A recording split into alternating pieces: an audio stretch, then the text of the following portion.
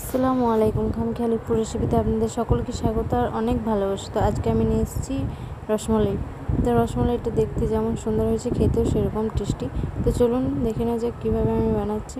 তো এখানে আমি 1 লিটার মতো দুধ নিয়ে নিয়েছি। এটা আমি ছানা কেটে নেব। তো দুধটা ফুটে গেলে এটার ওপরে আমি দিয়ে দেবো ভিনিগার। তো 2 চামচ ভিনিগারে আমি 3 চামচ পানি দিয়েছি। এরপর পুরোটাই আমি দিয়ে দেবো একটু একটু করে। তো এই দেখুন দিয়ে দিয়েছি আর গ্যাসের চুলাটা লো করে দিয়েছি। তো ছানা কাটতে শুরু হয়ে গেছে। এই দেখুন ছানাটা কাটতে শুরু করেছে। এরপরে দেখুন কত সুন্দর ছানা কাটা হয়ে গেছে। এরপরে এটা আমি সুতির একটা পাতলা কাপড়ে ছেঁকে নেব। তো এটা আমি ছেঁকে জল ঝরিয়ে ভালো করে ধুয়ে নিয়ে চলে এসেছি একটা থালায়, পাত্রে ঢেলে নিয়েছি ছানাটা। এই দেখুন ঝরঝর হয়ে গেছে, কত সুন্দর। তো এর মধ্যে দিয়ে দেবো ময়দা একটু চিট নেওয়ার জন্য, আপনারা চাইলে সুজিও দিতে পারেন। তো ভালো করে এটা আবার মেখে নেব মোলায়েম করে, যাতে রসমালাইয়ের রসগোল্লাগুলো যেন ফেটে না যায়। তো এরকমভাবে হাতে করে দলে দলে মিক্স করে নিতে হবে। তো এখানে আমার হয়ে গেছে ছানা মাখা। এরপর আমি মিডিয়াম সাইজ করে লেচি কেটে নেব, আপনারা চাইলে ছোটো বড়ো করে নিতে পারেন। তো এই দেখুন আমি এটা গোল করে একটু চ্যাপ্টা টাইপের করেছি রসমালাইটা, আপনারা চাইলে গোলও করতে পারেন, লম্বাও করতে পারেন, আপনাদের যেমন ইচ্ছা। তো এরপর আমি এটা সিরা করে নেব। তো 1 বাটি চিনিতে আমি 3 বাটি পানি দিয়েছি।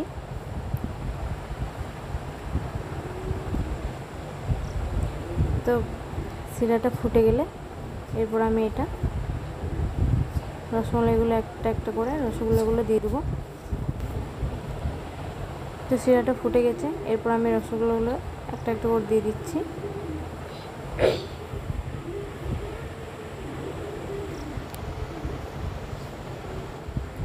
তো আমি সব রসগোল্লাগুলো দিয়ে দিয়েছি। এরপর এটা আমি 5 থেকে 6 মিনিট ঢাকা দিয়ে ফুটিয়ে নেব।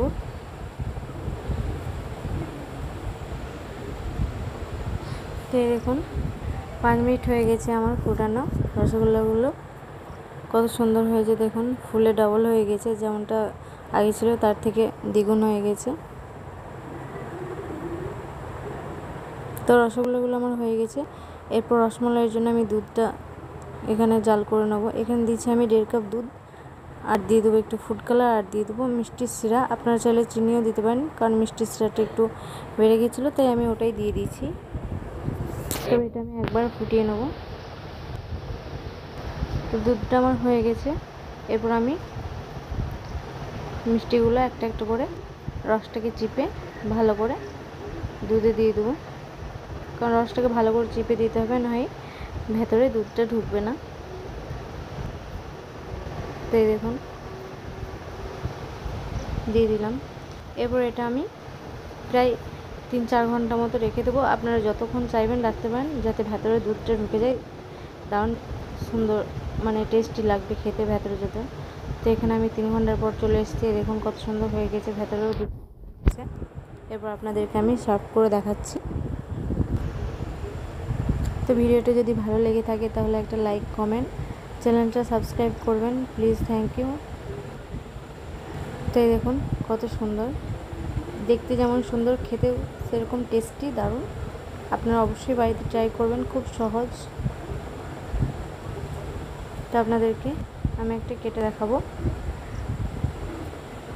যে কেমন হয়েছে রসমালাইটা। তো আপনাদেরকে কেটে দেখাচ্ছি একটা।